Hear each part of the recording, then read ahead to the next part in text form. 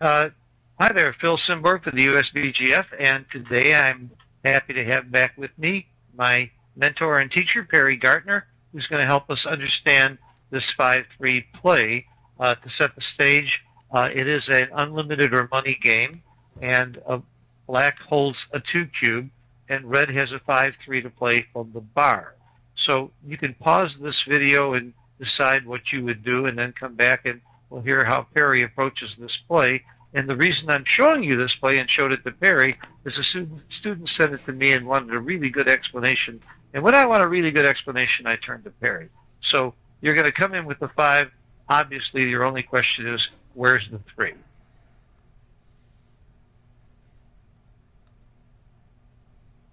Okay, Perry, all yours. Okay.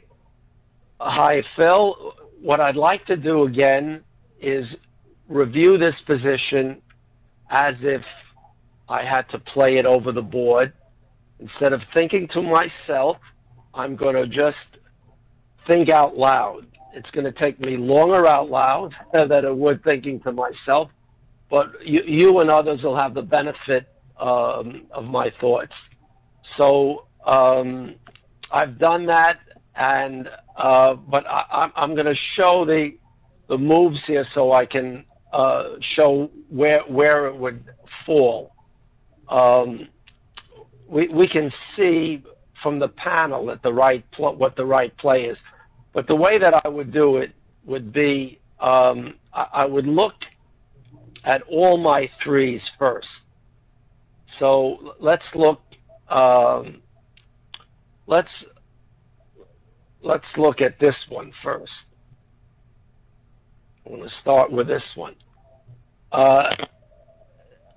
Now, this one I immediately dismiss. It makes no sense whatsoever. I'm going to give him a 4 here, a 2 here, a 3 here, and a 6 here. I'm going to leave a point here. It's totally absurd. So I'm forgetting that one. It's not a real viable candidate play. Okay, so now we're going to look at this one. Well, this one has some merit because I can see right away I'm not leaving a blot. I'm going behind him. So the other option of this blot gives him 6s to get a second checker back. So from that perspective, I really ought to consider this play as well. And this is the play that most players are going to make over the board. The quiz factor I'm sure, will get lots of people to say, oh, yeah, I got to come down 13-10. But over the board, as you're playing in the game, most players are going to say, why should I volunteer another checker here? Well, here's what I would look at. What I want to do now with the two plays, I'll look at his view, meaning what he's going to do on his next roll, and see if I can benefit either on the numbers, or other numbers of his that are going to benefit me when I get to roll afterwards. So what I would say right offhand is that I can see I'm going to be hit with a 6. So, do all 6s hit? Well, the first thing I'm going to do... 4-2 doesn't hit. Okay. Well, 4-2 doesn't hit. But what is he going to do with 5-1?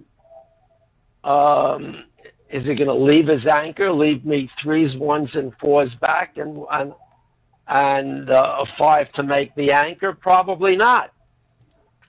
So 5-1 probably going to hit me on the inside to keep his anchor. So now if he hits me on the inside, well, let me look. Wait a minute now. How many numbers actually point on this guy? I can see 9 numbers, right? 6s, 3s, and 2s. And double 4s is 10 numbers point. But he's got 2s, 3s, and 6s, 27 numbers, maybe 28 that hit. Either the sixes hit one way or the other. But as I say, I see. I want to look at the numbers that hit here. What's going to happen? The ones that hit loose. If he makes this point, he's not. That's only 10 times. So first, I want to look at the big variation where he doesn't, where he hits loose. Well, when he hits loose, I have 11, 13. I have 15 shots back. And then I have numbers like, when he hits loose here, I have numbers like 1, 3. Or if he hits here, I have numbers to make this, and I got a 3 here, or I have a 1, 3. I could possibly make this if he hits loose on the inside. Now, the other numbers I see are good anyway, meaning that if he points on me or if he hits me here, that's a good number for him anyway. And what is he going to do with 6-4 and 6-5? He's going to hit and run. He's going to hit and come over. But then I've got this guy to go against. So is it worth bringing the guy down? What's the value of bringing the guy down? Well, the numbers that I get hit on, I can make this anchor. I'm unstacking, and that's having some other checker to play with. These two checkers don't have any flexibility because I don't have a builder on them. And if I put a checker in here and he hits me loose and I hit him back, then now I've got a second checker out here to contend with. And now what happens when I come in? I may have to spring a third checker, and he's got a guy back here hitting me here. So in all these plays that he hits me in here, I'm going to be vulnerable over here. We'll take a quick look. Okay, so when he hits in here loose, I'm vulnerable here, and he can hit back here if I'm fortunate to hit him, and if he doesn't roll a deuce, if he rolls a 4 or something or a 1. So this becomes a liability, not that easy to cover, and I have a very inflexible position. No builders here. This guy is a builder for this point when he leaves, and gives me more flexibility. Later on, I may need it. So the reason this play is right is really the stacking, the unstacking, and a good number anyway, right? 6-2, 6-3 points, double twos point. There's only really 6-6 is a winning number for him anyway. So there's only 6-5 and 6-4 and 6-1 that make a big difference. Okay, 6-1 is going to hit and come out here. I've got some returns, 1s, 4s, and 2s back if he does that. So for all those reasons, Phil, unstacking here, putting another guy in play for later on is better. Remember, even if I come in with a 1 and a 2, for example, I can lift this guy up if I don't hit him back when he hits me loose. And then what about the numbers? We talked about 29. There are 7 numbers that don't touch me, right? 4-1, right? Doesn't touch me. What else doesn't hit me here? 5-4. 5-4 doesn't hit, so that's 4 actually. Maybe that's all. 5-5 doesn't either. So that's 5. So 5 numbers. 5-5. He could hit you loose from the. Well, no, he can't hit you. He can't hit me with 5-5. Yeah. Right. So that's 5. So that means 31 numbers hit, right? But some of the, a lot of those hits are loose. Like we said, we only counted 10 points. So there are the rest of them hit loose. Mm-hmm. And let me hit back. I mean, in some games, you want to play very conservative, but here is not the right time to play very conservative. You really need to unstack here and come in for him, particularly with a cube on his side. Mm-hmm. You want to make a bigger play. So okay. while you were talking, one of the things that hit me, and one of the reasons that it becomes easier to play 13 to 10, is to realize that this checker is not going to get hit as much as you would think it's going to get hit. He's not going to hit it if he rolls a 5-1, as Perry said. He's not going to hit it if he rolls a 6-2 or a 6-3, because instead he's going to make this point. So right. This checker doesn't get hit that much. You're not adding that many more shots for him to hit you. And you're gaining a tremendous amount more by being able to have a viable game with this checker here, which could help you make this point or could help you do lots of things, whereas you throw a checker away to the 2-point that's really of no value and a real liability instead. Let me interrupt you and just mention one other thing, Phil. I mean, this isn't the big variation, but it's along the theme that you just mentioned. Even if he rolls a 2-3, not a 6, and he comes in and he points, makes this point.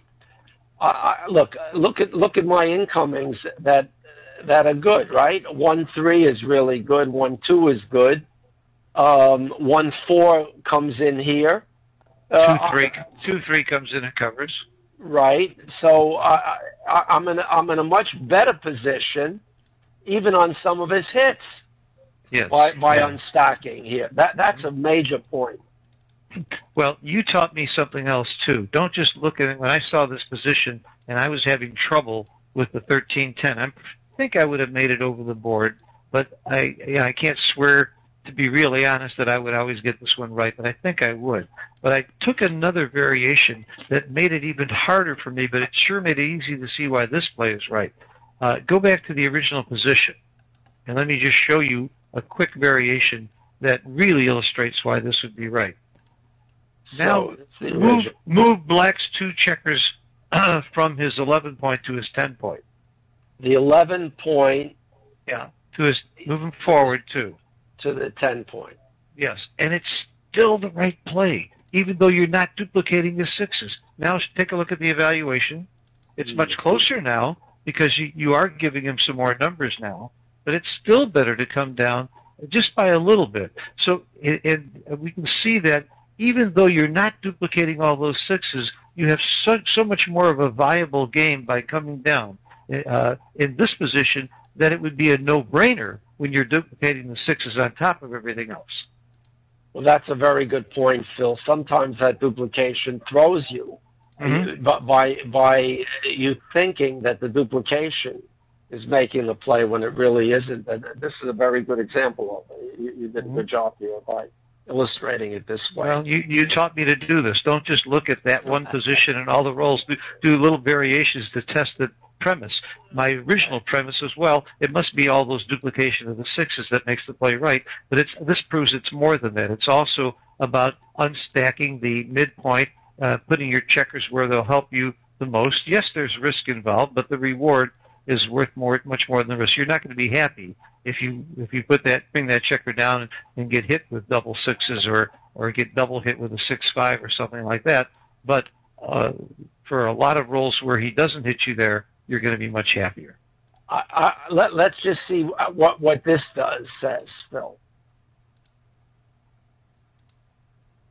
Now, here, right, you don't have 5 checkers here, you only have 4. Mm-hmm. So here, even though you're coming to the 5-point, there's no need to do this play. The fact that these checkers that you're stripped and you're so stacked is a key, and that's why I'm showing it this way as well. What about in the original position? The same thing would apply? Well, this is the original, except I put this here. No, we moved the checkers from the 11 to the 10. The same thing. Yeah. Okay. The same thing. You're right. Yeah. Now it might be right to come down because you're duplicating the sixes. I don't know. I would be more tempted to. Oh, Yes. look, it's close. It's close. It's close. So the duplication is a factor. There's two factors involved here. There is the right. playing a viable game and a robust game, and also the duplication. They both factor in. That's very true, Phil. This is an excellent point, showing that the duplication does do something. But it isn't all that's involved. That's the whole point that we were making. It's part of the reason. Well, Perry, thank you very, very much for your analysis. Hearing your thinking over the board, I know you go through this thought process much faster. And part of the reason that it's faster is some of the stuff Perry's already thinking about while the other player is making his play. That's why good players can play with the clock and still they're getting twice as much time to make their plays because he's already thinking just as the opponent is hitting him on the previous roll, how he's going to play his rolls and what's going on with his game and what's his game plan. So when the 5-3 comes up, it isn't a whole new evaluation from scratch. He already knows that he's got too many checkers on his midpoint, that he doesn't want to bury checkers, that he wants to have a more robust game. And so there are a lot of other rolls besides the 5-3 that he would have had to play from here. But again, the thought process starts sooner. And by practicing these things slowly, piece by piece, and going through everything in practice, that is what allows you to be able to do it very quickly over the board and come up with the right play. I'll mention, before you finish, Phil, I'll mention one quick point relative to what you've said. When a player is thinking, and I have enough time, I like to stay involved. And one of the things I always like to do is think of when I see what his likely play is, or I'll select what I think his likely play is. I say to myself, what's the most challenging play move for me? Response for me, and I try to think of a number for me that's difficult to play, and I enjoy thinking about it. Well, you're doing a lot more work over the board than I am, and no wonder you're a little bit more tired at the end of the match than I am. It's not just because you're a couple of years older than me. You're thinking more than I am. Okay, Perry. Okay. Again, thank you for donating your time. You've already given so much to the USBGF, and giving a little bit more of your time and expertise on these videos is just great. We've already had emails thanking you for the videos that you've done, and I want to thank all the USBGF members for continuing to support the organization, because if you weren't supporting the organization, you wouldn't be watching this.